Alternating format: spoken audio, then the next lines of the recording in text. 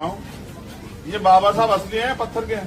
पत्थर का चाहे कोई भी हो, देवी देवता हो या बाबा साहब हो, वो आपको कुछ नहीं दे सकते हैं। जय भीम के नारे लगा के डीजे बजा के नाच के आपका कभी भला नहीं हो सकता है।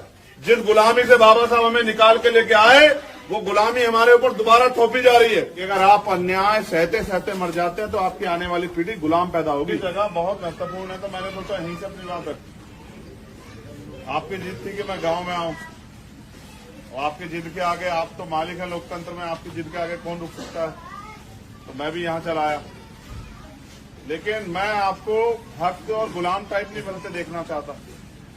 जैसे अभी मैं आया तो हमारे साथी कहते कि वहां चप्पल लेके मत चढ़ो। मैं ये पूछना चाहता हूँ, ये बाबा साहब असली हैं पत्थर के हैं?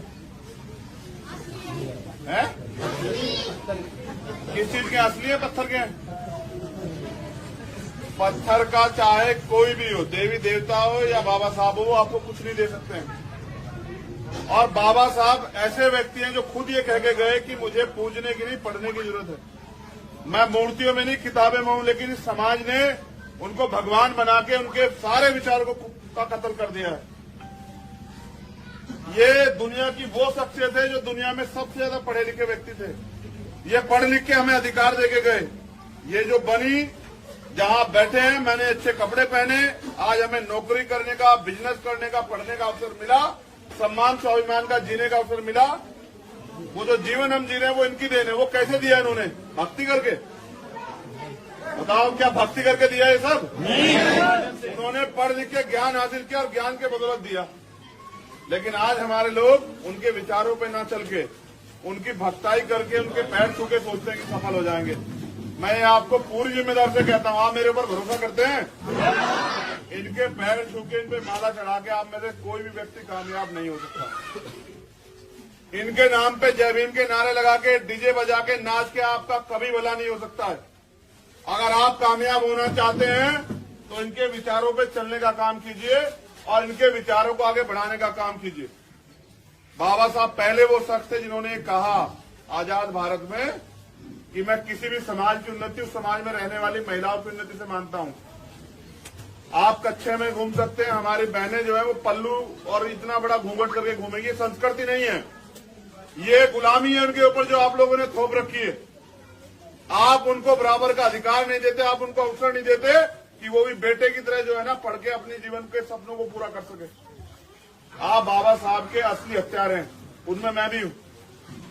आप याद करो, वो गोलमेज कॉन्फ्रेंस में गए हमारे लिए कि मैं अपने बच्चों को और अपने समाज को हक अधिकार दिलाना चाहता हूं। लेकिन आप याद करो कि वो जो हमारे लिए गोलमेज में गए, उनके बच्चे इलाज न मिलने कारण मर गए। ये समाज क्या कर रहा था? अगर आपका कोई व्यक्ति आपकी लड़ाई लड़ने के लिए जयपुर जाए और उसका परिवार यहाँ भूख से या इलाज से मर जाए तो आप जिम्मेदार हैं या नहीं, बताओ? तो जिन रहबरों के हमने जीते जी उनके बच्चों को वो मरे और हम लोग तमाशा देखते रहे, आज उनके जाने के बाद भी उनके विचारों कत्ल कर रहे हैं। मैं आप नौजवानों से कहना चाहता हूं, क्या तो तय करके, मेहनत करके, ज्ञान लेके अपने पैरों पे खड़े होने के लिए तैयार हो जाओ, वरना इतिहास दोहरा रहा है खुद को।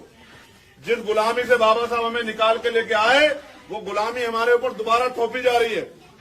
जो पढ़ने का और समान अवसर आपको मिला हर चीज में, घूमने का हो, आने जाने का हो, व्यापार करने का हो या सम्मान से जीने का, वो सब खत्म हो जाएगा अगर डेमोक्रेसी में, लोकतंत्र में आप ताकतवर नहीं हुए।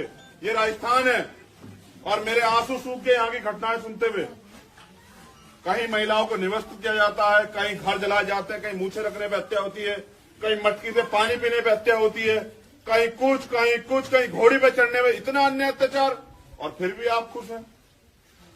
फिर भी आपके चेहरे पे बिल्कुल भी उदासी या कोई भाव नहीं है।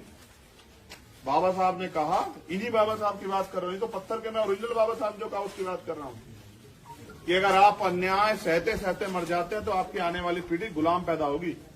अगर आप अन्याय के खिलाफ लड़ते मरते हैं तो आपकी आने वाली पीढ़ी उसका बदला जरूर लेगी।